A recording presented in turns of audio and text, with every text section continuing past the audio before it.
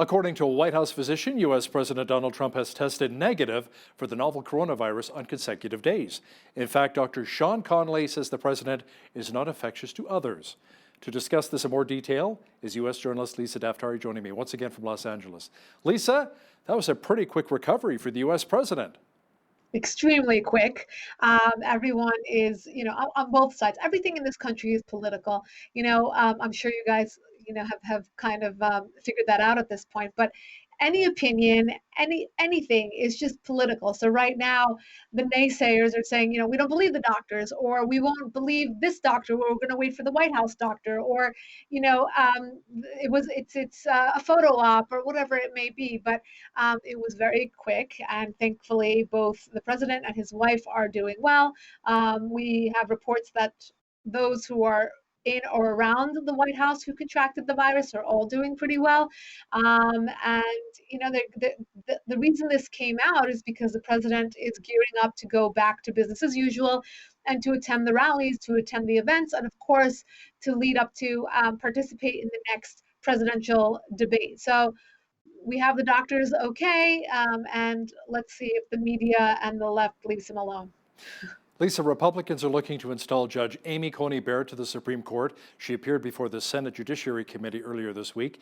Now, Barrett took no questions, but instead had to sit through hours upon hours of opening statement by the 22 members of the committee. And during that time, both the Democrats and Republicans took lots of shots at each other. It was basically a referendum against the president from the Democrats and defending the president from the Republicans. And, I kind of feel sorry for Amy Coney Barrett because she, is basically in the crosshairs of this political infighting between the left and the right. But to her credit, she's perfectly capable of fending for herself, and her record, her personal life, everything about her is so incredibly impeccable. I think that she's won over a lot of the Democrats, although they may not admit it. She's been doing very well. She knows, the Constitution backwards and forwards. She's done tremendously well in her career, in her professional life, in her family life, as a mother, as a lawyer, as a judge. It's sad. It's sad to see someone so highly qualified have to sit there and to, have to take the brunt for both sides just taking shots at each other. And it's true that we're only a few weeks away from the election, but we are months away from the exchange of power when one president may be leaving or maybe going into a second term. So I think a lot of this, again, it's just the political game that we've been playing for 4 years now. I think I remind everyone that this is not just an election year. We've had 4 years of a contested presidency, really, by the left, by the media in this country. So we've had it pretty bad, but 2020 definitely takes the cake. The Vatican came under fire this week for moving to renew a deal with the Chinese Communist Party. Officials say they're moving forward with cutting a deal with Beijing over the appointment of bishops. Now, Lisa, wouldn't these bishops just preach Chinese government propaganda? Yeah, this is the first time in my lifetime or career as a journalist where the Vatican has come under fire so many times for making, decisions that are somewhat not in the realm of what the Vatican should do or what it stands for. We have so much evidence to suggest that China is up to no good. Whether you look at their human rights violations, whether you look at how they treat their children, their minorities, whether you look at what they're doing to their neighbors, what they're attempting to do to Taiwan rather, and Hong Kong, etc. It's not good, particularly in light of what's going on globally with the coronavirus and their lack of transparency and rejecting to really answer questions, etc. So anyway, the cards are stacked against China from the rest of the world. Meanwhile, the Vatican feels okay to cozy up to them. And as you said, wouldn't they be required to become the mouthpiece of the Chinese government? So yes, they're being called out once again by large world powers, including the U.S. and many others, for making this move. Yeah, I'm just wondering what kind of a message these bishops would preach during Mass instead of giving glory to God, our Heavenly Father, talking about Jesus' saving grace.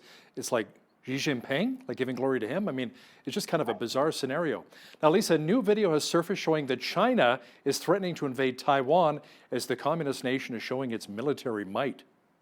Right. So Hal, speaking of Chinese propaganda, this video is exactly that. It explains exactly what they're trying to do. And, always looking forward. We're in the game of chess. We might not even know it, but, checkmate. And that's what the Chinese are doing. They're moving on to the next step.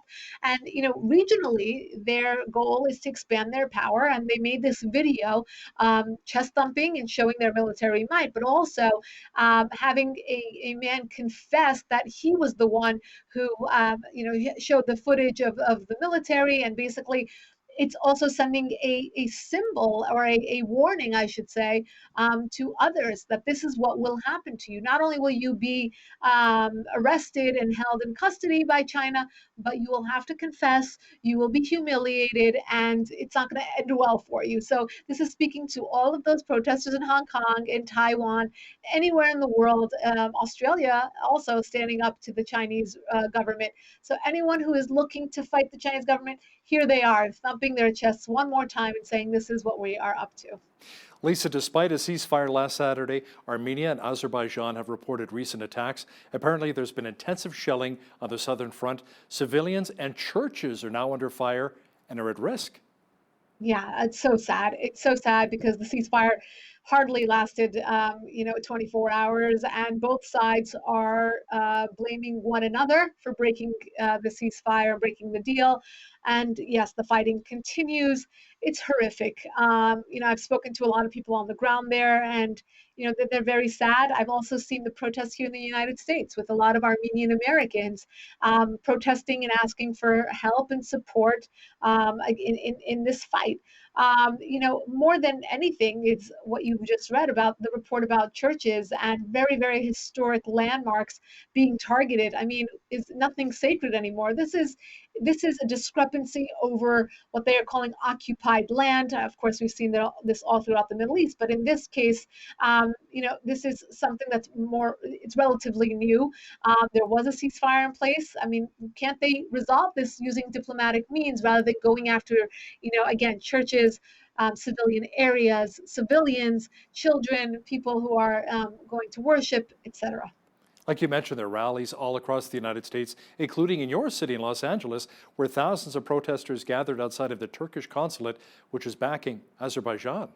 Right. So it's very, very interesting, not surprising that the Armenians here and everywhere else are calling on Turkey because they know that Turkey has skin in the game. Turkey only gets involved in geopolitical matters where it has, an axe to grind. So in Syria, they got involved because they wanted to see an end to the Kurds, and they only wanted to have access to the areas where the Kurds were fighting because they wanted to kill the Kurds. And in this case, they are taking the side of Azerbaijan because they have a long history with the Armenians, actually a genocide, as most would call it.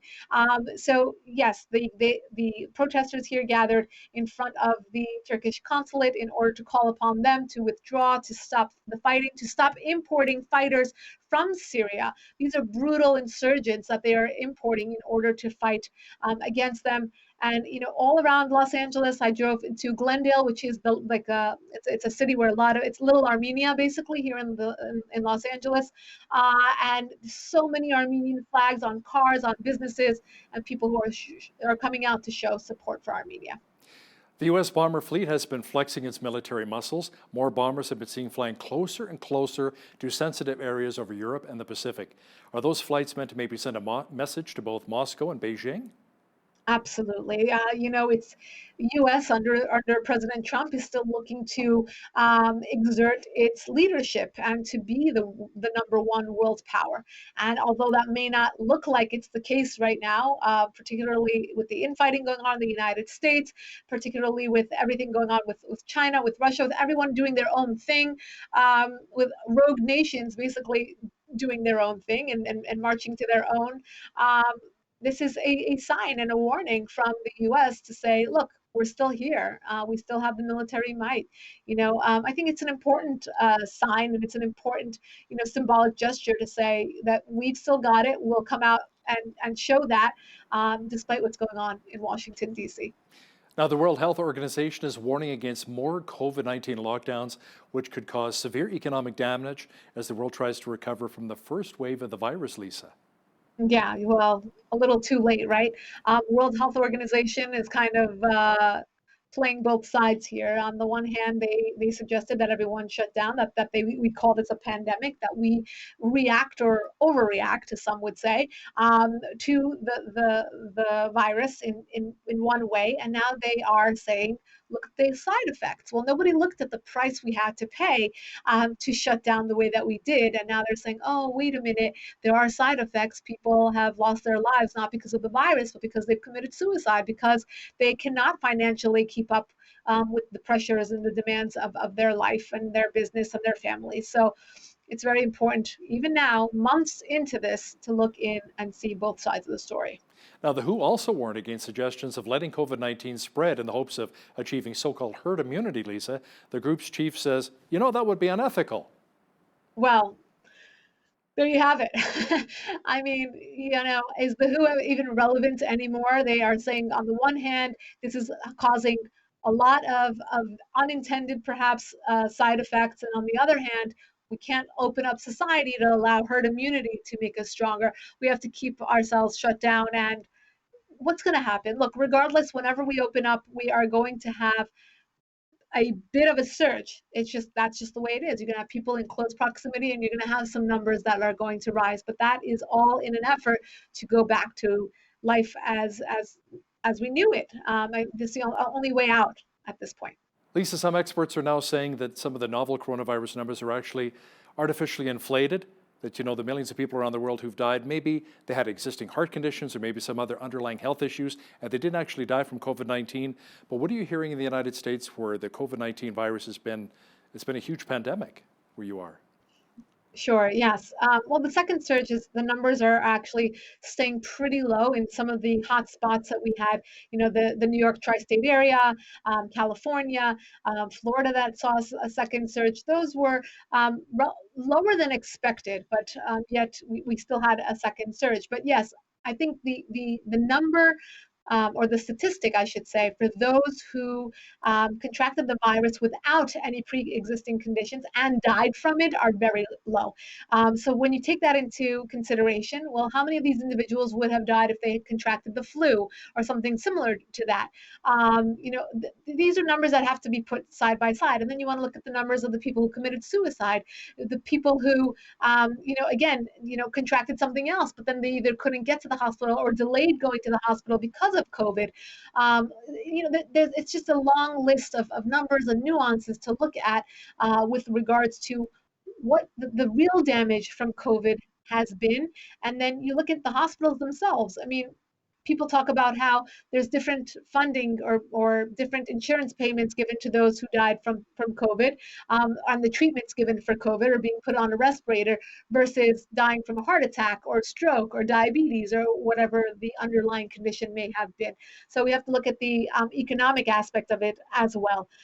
A lot to claw through, a lot to go over. I mean, it's just. You're right. It's not just the physical ailments. It's as well the mental health people have, the spiritual health, economic. I mean, it shut down so many economies. You're absolutely right. It's impacted everywhere.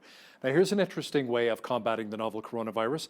New government guidelines in Germany call for windows to be fully opened every 20 minutes to battle the spread of COVID-19. Yes, they've asked school children to dress warmly and bring a blanket to school because the windows will be open to combat COVID-19. I mean, look, this is one way to do it. Some schools here are or have said that they will teach outside because the climate is nice and it's nice all year round. Obviously, outside it's less of an issue, even though some experts warn that you have to even wear a mask outside. You know, there's also a story about, there's a classroom full of children who contracted strep from each other, and now the school closed down, or that class perhaps closed down. Here in the United States, this is an interesting, statistic to look at as well, that things do spread. There's flu season, kids get sick, and another way of doing it is opening all the windows, teaching outside. it's going to be a while before we figure this all out. But here in Los Angeles, the schools are still closed. They are, doing Zoom classes or pods where it's 3 or 4 children, and that's all. But again, the side effects of these children not going to school, not interacting with one another, the psychological side effects of not being around other children, and then having to go back to school next year or next semester, whenever that will be. But again, major changes in the lives of most people around the world during this pandemic. Our foreign affairs expert, Lisa Daftari, joining me once again from Los Angeles. Thank you, Lisa. My pleasure.